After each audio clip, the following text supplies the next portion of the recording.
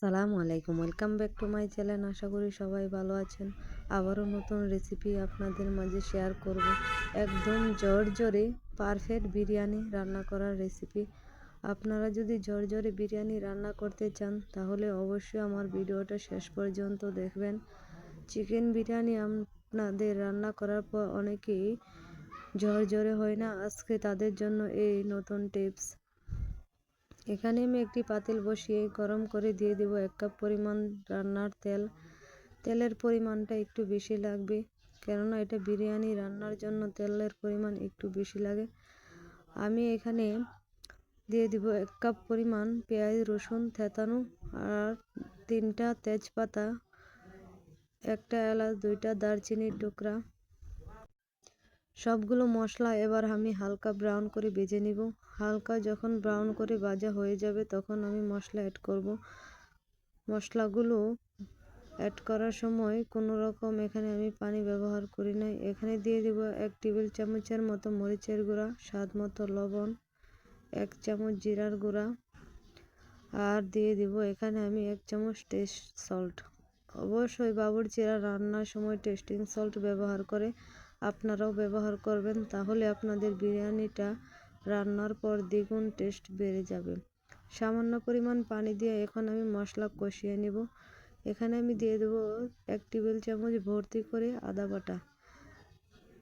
সবগুলো মশলা যখন আমার কষানো হয়ে যাবে তখন আমি এখানে অ্যাড করব 1 কাপ মতো বাদাম বাটা। এখানে বাদাম বাটা দিলে আপনাদের বিরিয়ানি টেস্ট বেড়ে যাবে। বাবুর্চিরা রান্নার সময় অবশ্যই বাদাম বাটা ব্যবহার করে। 1 কেজি আমি চিকেন দিয়ে দিব। আমি হাড় সহ চিকেন ব্যবহার করেছি। ভালো করে চিকেনগুলো কষানো হয়ে গেলে এখানে আমি অ্যাড করব, দেখুন আমার চিকেনটা প্রায় 50% সিদ্ধ হয়ে গেছে। 5 থেকে 6টা কাঁচামরিচ মাঝখান দিয়ে কেটে দিয়েছি।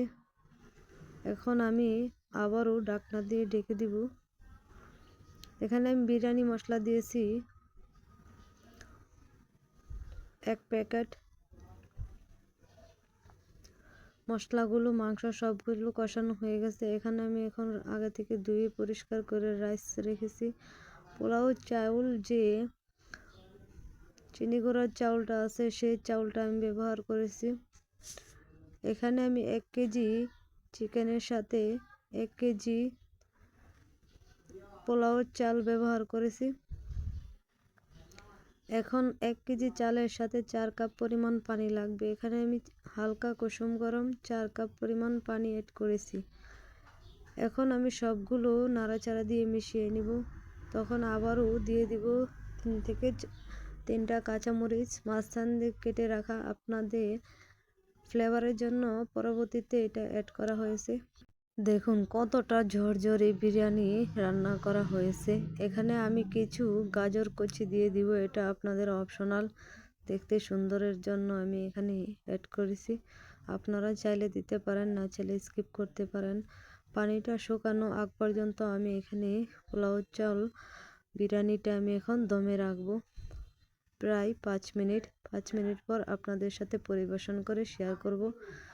দেখুন কতটা লোভনীয় হয়েছে এই চিকেন বিরিয়ানি। যদি আশা করি আপনাদের কাছে এই সহজ বিরিয়ানিটা রান্না করা আপনাদের পছন্দ হয়, তাহলে অবশ্যই লাইক, কমেন্ট, শেয়ার করবেন, সাবস্ক্রাইব করবেন, আর আমার ফেসবুক পেজ অবশ্যই ফলো করবেন।